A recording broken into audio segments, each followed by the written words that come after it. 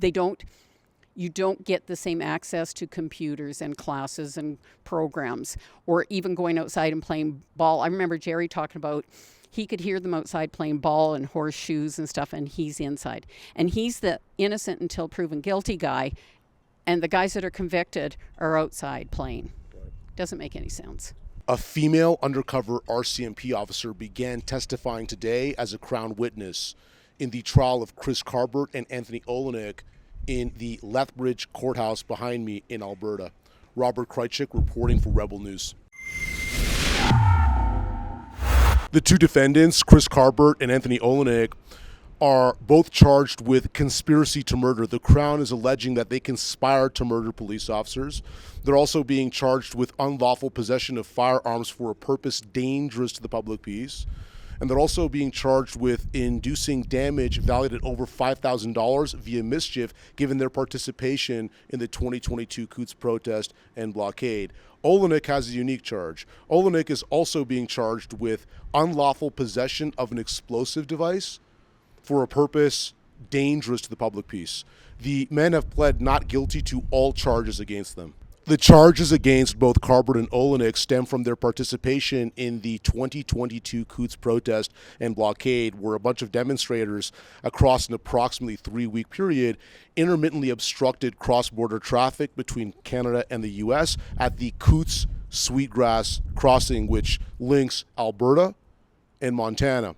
And this protest was aligned with the Freedom Convoy in Ottawa, Ontario, which occurred at the same time. And these two protests shared civil disobedience and peaceful demonstration, and both were broadly opposed to this apparatus of control and surveillance marketed as a public health measure by all levels of government in response to COVID-19. You all remember it: mandates, edicts, and orders. It's worth noting that the two defendants have been in remand, basically police custody in jail, for about 850 days since their dual arrest on February 14th of 2022. And the fact that they're held in police custody is something that the judge, Justice David Lebrance, brought to the attention of the jurors today. He directed them to maintain the presumption of innocence, given that their knowledge of the defendants' de facto incarceration must not have any impact on their deliberations or considerations of the charges against the two defendants. And in this theme, I was fortunate to speak with Margaret, a lady who knows Anthony Olenek and speaks with him on a somewhat regular basis via telephone over at the Lethbridge Correctional Center, the LCC, the jail where the two defendants are held in remand. Well, the main thing that, and anybody that has followed me knows that I worry about the men's mental health. That was pretty much been from day one, was the awareness. And then when I realized they were caught in purgatory, because I didn't know what remand was. Remand is not jail. Remand is a holding cell. Like, it's a holding place. You're only supposed to be there temporarily. And when you've been there for a period of time, I looked this up myself. It's called dead time. Dead time means you don't have a date that you can see when you're getting out. And that's actual psychological torture. So the actual physical conditions, the logistics, are they different from a jail cell over at Lethbridge Correctional Center? Yes, these guys aren't allowed outside. They have not touched grass or dirt since the day they went in 850-ish days ago. What about sun? They can go outside into a concrete area. It's meshed over, so they have not truly seen, and outside of being in one of the vehicles, or that's it. Tony had a window in Medicine Hat, but he's never been outside. And that alone will affect your mental health. And that's why I've been the voice of, we need to write letters, we need to stay connected with them, we need to help them fundraise so they have an iPad, so they have the phone packages, they have canteen. Then you start getting into the humane side of it. The canteen is garbage food, so when the men are hungry, there's just garbage. But they learned to barter. Because they had some canteen money, they would buy items, and then they would switch those items out for hard-boiled eggs, bananas, and apples and oranges. This undercover female RCMP officer, this undercover operator is the term that they use, UCO is the acronym, testified in a courtroom separate from observers, both members of the public and news media. And in the courtroom that she was in testifying, she was present with the judge, Justice David Lebrenz, the jurors, the prosecutors, the defense attorneys, and the defendants. The rest of us, like I said, were in a separate room, so we could not see her, but we could hear her testimony, which was provided to us via a live audio feed into the courtroom in which we were sitting. And her anonymity was maintained, according to the judge, to protect her identity, given that her profession as a UCO requires her to keep her name private. This undercover female RCMP officer testified today that UCOs, quote, are not allowed to use your sexuality during the course of an investigation.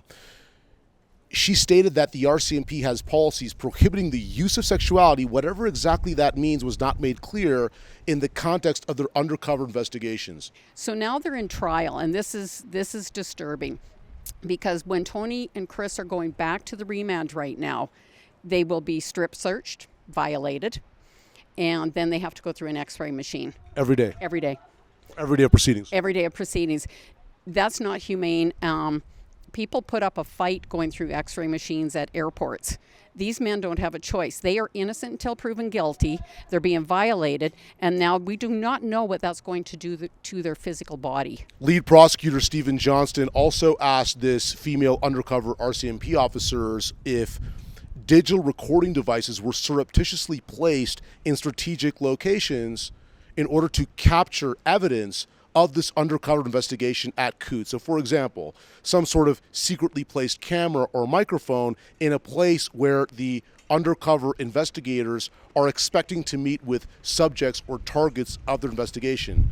She said no, they were not used at Coutts either. Have you seen changes in Tony's physical stature? Yes, physically, you can see that he's lost a lot of weight. He had a real struggle with his health condition. He struggles with SIBO, and that's small intestinal bacterial overgrowth. I also have a similar condition. I was extremely worried about Tony, because when you have a gut health, it'll eventually start to affect you mentally. And he needs to he's already struggling mentally, but Tony's also a man of faith. He's found God.